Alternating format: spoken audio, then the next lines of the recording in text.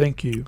Hello everybody, my name is Craig Bennett, and today I am going to get into a video on Google Opinion Rewards. So, in Google Opinion Rewards, why am I getting into this? Well, the Pokemon Go application recently released, and a lot of people are running into problems where it costs quite a bit of money for that. In this video, I'm going to cover Google Opinion Rewards and also how to get it, basically how to get more money out of it at the end of the day. So real quick, I don't advise totally cheating the system.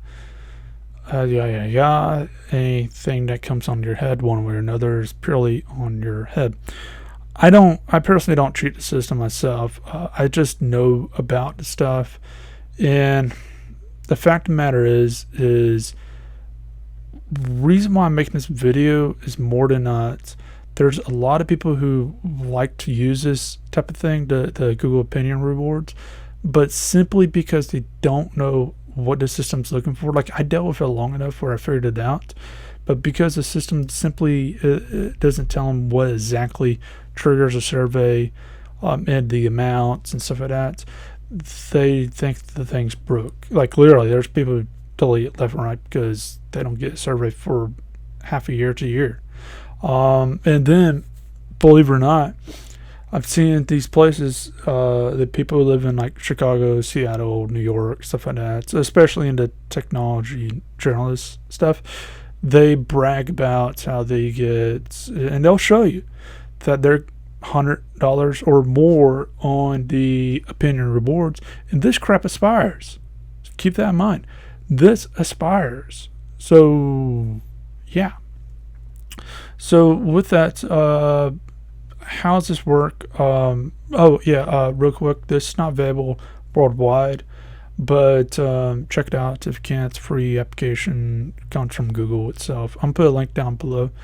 But as far as that goes, getting into the thing, how it works, basically it will ask you to take a survey when you first pull it up so you can figure out the system. But when there's a survey available, it should notify you through notifications. Don't rely on this. I find more than for the past 3-ish months, maybe more, the thing has not notified me a single time. I go into the actual application. Well, it might have notified me a few times, but I go into the application itself. I find that it has some surveys. I need to take it, and I can go from there. And the thing is very, very important to realize this, because surveys, a lot of them do expire, so you can easily be missing out on quite a bit of money simply because you rely on the notifications and not actually checking the system itself. Now, of course, if you don't get a survey within a given amount of time, like let's give it a month, then you might want to be checking on your habits, or at least your illusion of your habits. I'll get more into this on the giving system.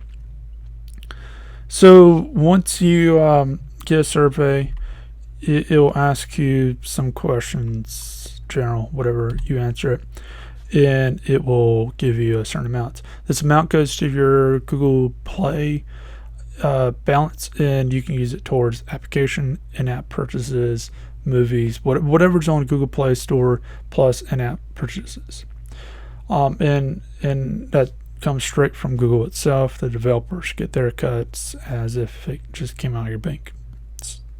In fact, we don't even see that you paid for it through Google Play. All we see is we got the money. So with that, you cannot buy your own applications. Very important to realize that. So if you want to transfer the money into your own bank account, make a developer account, which costs about $25. Have a application, paid for application. It could be a blank application, all I care about, but have it for whatever amount that you have for your balance, and then have your primary account, buy it. And then if you really want to do something a little bit more, have in-app purchases. And what can happen is you can end up having yourself, simply pay those in-app purchases so you can deplete your your balance, and it'll go into your bank accounts, your actual bank account. So that's a total possibility. But again, that's a lot of people aren't going to be doing that because it's just going to take too much.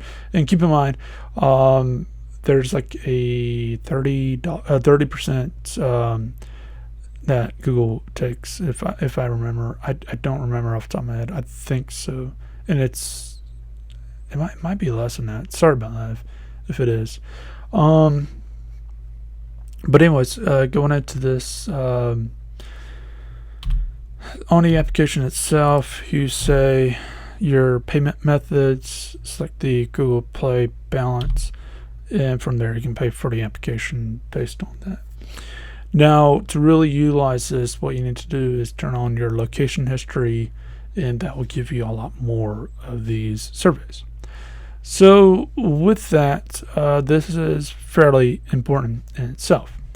I've got a arbitrary location in Raleigh, North Carolina. I simply never been in this area, but it has quite a few stores, so I figured why not. Basically what you want to do and I found this one out. So real quick, I go to certain places, and basically they're not marked on Google Maps. And basically, I'll be at the places for an hour or 2 hours at a time, more or less. But what would happen is there's stores nearby, U-Haul, Days Inn, Country Inn, Taco Bell, stuff like that. And what would end up happening is the survey will kick off the next day, say, hey, or in a few days, we'll say, hey, which one of these places are you at? And I'll select none above. I'll get about 10-12 cents per thing, and go from there. And each and every time I would get that. Now, testing it out, I was really wondering, okay, once if I actually said I've been to one of these places, what happens is, like, say for example, Taco Bell, I'd say I was there, and then you'll ask me to rate my how do I like it for that given day, and I'll rate it, and then instead of 10-12 cents, it'll go up to 20 or so cents. So there's a lot more money. I think it was like 22 cents. But the problem is that survey just went from every single time I went in that area to every 5 times. I think it was 5 or 6 times. So basically, to break that back down, tell the truth again, say none above. Now, I've even tried to get to places that I go to when it does this like so many times, and it does get annoying to the point. But I even try to get to where, say, on Google Maps, what is at that place. They refuse to put stuff on there for whatever reason. Maybe because I hadn't contacted the right people or something, probably so. But as far as that goes, that's a big thing in itself. Now it's pretty important to realize this: if you have an emulator, you can do that trick. You can say if you have an advanced enough program, advanced enough application, or you want to write that application itself, I might write it for you. I might do it. It'll cost about $5 or $10, but I might do it myself. And basically, you can actually have the application where it says that you are in this given location. So let's use this as an arbitrary location with CVS. What I found is if it's a franchise, it has a higher chance, like a well-known franchise. So CVS Bank, I don't recognize anything else in this area, mostly because it looks like it's all restaurants and bars and whatever that is. So what is that? So as far as that goes, and we got another bank down here and another one here. So saying that like you're right here, you're basically going to get a list saying, are you at Wells Fargo, CVS, First Citizen, PNC, and maybe some of these restaurants, if they're well known enough. And what would end up happening, or if they're on Google Plus, I think, and basically what would end up happening is you can say none. So you can have your emulator. You set it that you are at like the middle of the, not directly in any given store, and have the accuracy to crap. So it goes a little bit further out. And what would end up happening is it will give you a list of places. Now you're going to have to play with the accuracy. I don't know about that too much, but I know if you let the thing sit there for 30 minutes an hour, because I was at some of these places in real life, 30 minutes an hour, and it'll give me a survey the next day or so.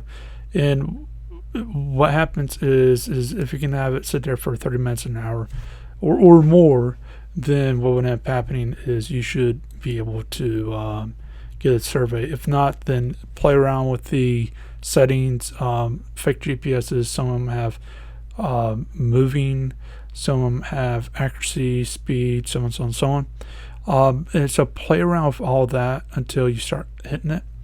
Again, it's best to go out there yourself, but it's worth a shot. And then just have a few locations you want to automatically have the thing jump to, and then just go to them every few hours, switch it, and go from there.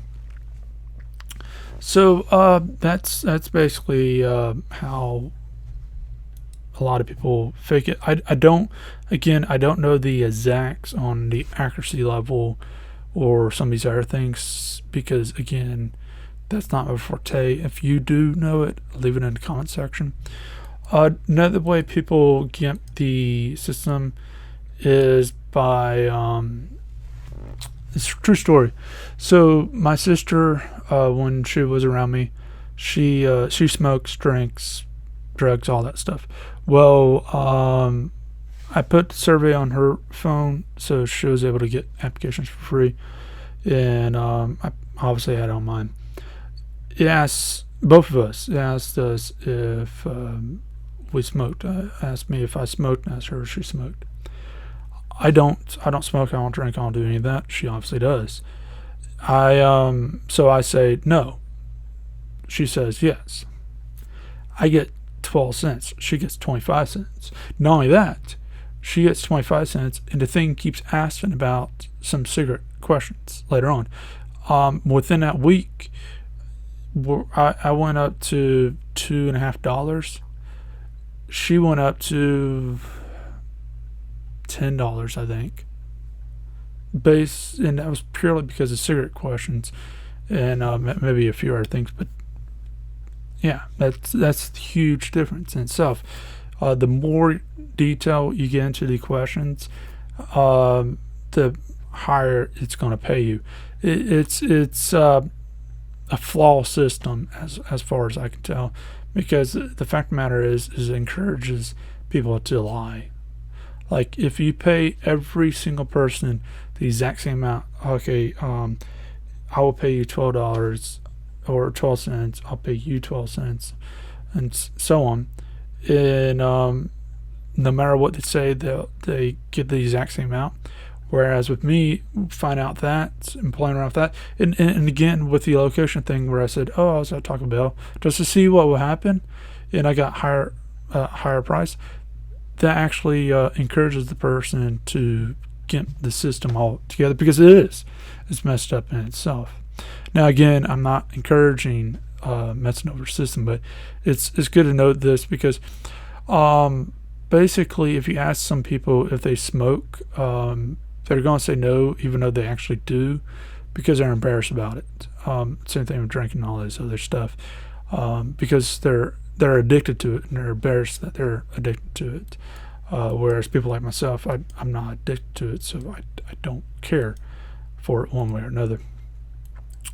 Now, as far as that goes, I mean, there's situations like that that you got to keep in mind. Then the more active that you are, going out and about, shopping and stuff like that, the more Google really wants to know more about you. And the more that you use their internal systems, the more it wants to know more about you. And I'm not talking about using Gmail and stuff like that. I'm talking about like using the NFC. I got a question on that. It doesn't happen that often, but also I don't use it that often. But I've gotten obviously GPS questions, a few things like that, but those are not regular. Like GPS, I can get a regular thing, I can get a pattern. Some of this other stuff I can't get a pattern, so I'm not 100% sure on what triggers it versus not. I just know on GPS, the being in a general area with several businesses actually does trigger it. And why are they doing it in the first place? So let's get into that real quick. Why are they doing it? Well, I live out in the country. If I go and try to use my maps, even on a actual GPS system, blue skies and everything, I will lose GPS. I don't know why. No trees around, like literally farm fields. I will lose GPS. Not it saying I'm somewhere else. It would say it cannot see a satellite. I don't know why. So with that, basically, I think they're trying to fix that type of situation because I think it happens more than not. Once you get out off main highways and stuff and go into these backwoods area, especially like with me where I'm really far from everything, and it's just not practical. Like if I had to walk, I'll be dead because it's that far from everything. Well, once you get out to here, it GPS doesn't work for you, and you better know where you're at because a lot of people have shotguns. So it's one of those type of things where once you get into boondocks where you got to worry about okay, is that person going to shoot me with a shotgun if I approach them, or are they going to help me out? You pretty much need to have your GPS working properly. So as far as that goes, if you got any questions, anything else, leave that in the comment section. If you actually do use this, then feel free to let me know, and let me know if you find this helpful. How much has this helped you out, and so on. Or if you know any other methods to get the system. Again, I've told Google about these few methods a year and a half ago, and they seem to not care at all. Fact of the matter is I've even talked to people who's inside Google, and they don't seem to care at all one way or another. But just keep that in mind. That is a known thing. But anyways, have a great day.